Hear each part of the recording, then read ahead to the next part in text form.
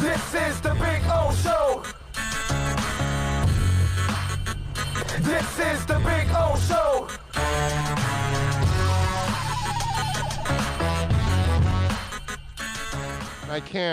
I've been hearing that our new left tackle may not start right away because he's too green. What are your thoughts? Okay, let me get into this a little bit on this that the players are too green to start. Okay, and that is kind of in general for all these players. Look, the problem is, I think some of the guys in the media and women are running with the statements from Brian Flores. Okay, you got to understand this. Brian Flores isn't Rex Ryan. He's not going to stand there and tell you, well, we drafted the greatest player on the planet. This guy's going to take the field for us. He's going to kick ass. He's going to be awesome. So then all of a sudden, now he's put this incredible amount of pressure and expectations on the kid, and he hasn't taken a snap yet. He hasn't learned how to play the game. He doesn't know where to stand. He doesn't know the playbook. It may take him a little while to figure it out, dude. Poor Raekwon McMillan, bro. He gets in. He blows his knee on the first play of his freaking career in the NFL. He's out for the year. The following year he comes back. He's got to learn the playbook and rehab at the same time. Poor kid looked lost. Hit the wrong holes, went in the wrong direction. You're like, wow, you were so disappointed in Raekwon McMillan. Well, a year later, he's healthy with the knee now. Now he had time to really recover. And then a better coaching staff came in and figured out how to use him in a better way. And maybe it wasn't the coaches in the year. Maybe it wasn't Raekwon that much in year two. Maybe that coaching staff kept playing him the same way and he couldn't respond. Yet these guys switch you up. No, Raekwon, we like you a little bit more as a pass rusher. We're going to use you in this area. And all of a sudden you're like, hey, Raekwon, a pass rusher? And he's actually helping us out? Hey, wow, Eric Rowe covering tight ends? Wow, coaching, baby. You got to figure players out. You got to know what they can and can't do. And you can't keep putting a player out there if they don't know what the hell they're doing. Do you think in year two, when Raekwon was hitting the wrong holes, they would have actually kept playing him, Flores? No. Well, Raekwon, take a seat. You got to learn the game. You're making way too many mistakes out there. We got to move on. So every player that gets to the NFL is too green to start. And what Brian Flores is doing, okay, let me sift through all the BS, all right? What Brian Flores is doing is telling you, hey, we got to teach these guys how to play the game. Nick Needham looked completely lost, didn't know what the hell he was doing in the first couple of games. And then the lights started coming on, and he started figuring things out because he was too green. Everybody's green. Austin Jackson's green. Tua's never played at this level. They all have to adjust.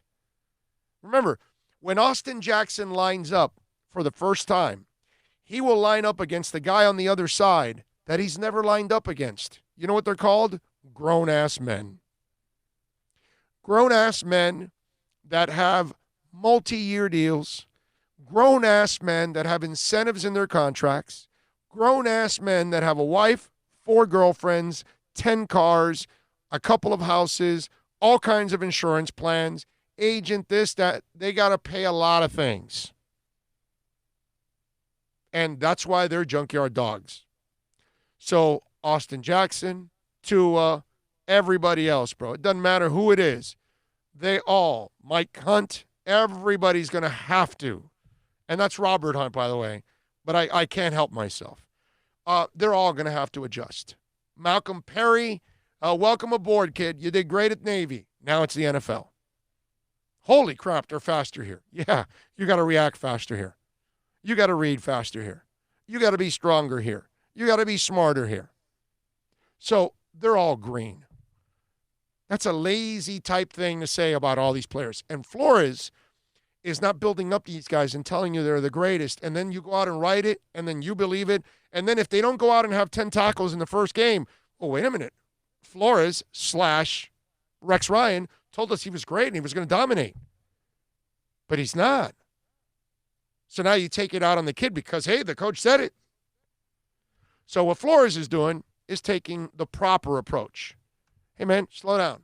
We just drafted these guys. We got to teach them how to play. That's called respect. Respect the game. The game's not a joke. You don't come from Saturday and step into Sunday and just say, hey, I'm here, I'm ready to dominate. Sure, there's a couple of freaks that do that. But there's only a couple of those freaks.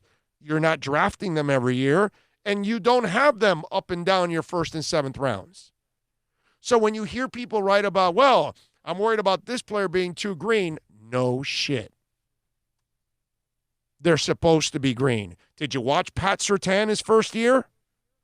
Did you watch Jason Taylor get runned over all the time the first couple of years and get injured too? I'm not sure, do you? Because see, that's the beauty of being 53. I can give you perspective on this. And then I can remind you, hey, yeah, you're right, dude. That guy wasn't that good at the beginning because Pat Surtain couldn't get on the field. I don't know if any of you know that. You know, the guy in the Ring of Honor, it was hard for him to get on the field the first year. And he was going to be one of your all-time great corners, and he was struggling to get on the field. Your all-time greatest defensive player struggled in his first year. What did he have, 5 sacks? 4.5 sacks or whatever? Let me see. I'll give it to you right now. Jason Taylor stats. You ready? Here we go. Jason Taylor stats. Let's pull these mothers up. 2 green. 3rd rounder, right? 1997. 11 games started out of 13 games played. He had a total of 5 sacks. Holy crap, huh? Am I half decent here? He had 42 tackles combined, 30 solo. Okay? It wasn't like he was this incredible force. Then he had 9 sacks his second year and then 2.5 sacks his third year. 2.5 sacks in his third year. Then it's 14.5, 8.5, 18.5, 13, 9.5, 12, 13, Hall of Fame. Okay? Let me see. What else? They're not great stats. I mean, they're not anything out of this world. Everybody's green, dude. Everybody. It's the way it is. So this stuff about, they drafted players and they got to develop them. Yeah, that's why they're young. That's why they're young. That's why Mike Gesicki looked lost in his first year, and then the second year, like, hey, now I see why they drafted him. Well, maybe one coach knew how to use him, and one coaches knew how to elevate him, how to bring some, create some confidence in the young man, because obviously after the first year, Gesicki looked like a disaster. It's just part of the game. First year, Jakeem Grant's dropping everything. Second year, he blows up. It happens, man. Jay Ajayi, first year, had some injuries. And then, showed you a little some towards the end of the year, but really wasn't. Then the next year, didn't get the opportunity early, and then eventually got it, and he took off. Everybody needs some time. Everybody needs development. Everybody needs to learn. But to think that all these guys you drafted, the coach is going to, no, these are plug-in players right now. They're ready to go to the Pro Bowl. Come on, man. They're rookies. Peyton Manning threw 25 interceptions. Do you think he was ready to play his first year? No. Of course not. It's a lazy statement. Oh, well, these guys are green. These guys need development. Every rookie needs development, dude. What do you think? Everybody's Walter Payton and Barry Sanders? No. Sorry, let me see something a second here. I just want to check something just for fun. I want to see something here. Walter Payton? No. You set the rookie rushing record? No. He tore ass from the get-go. I know that. That part I know. It's somebody else that I want to look at a second because I'm pretty sure I'm right. Yes. Jerry Rice had 3 touchdowns his first year, 1985.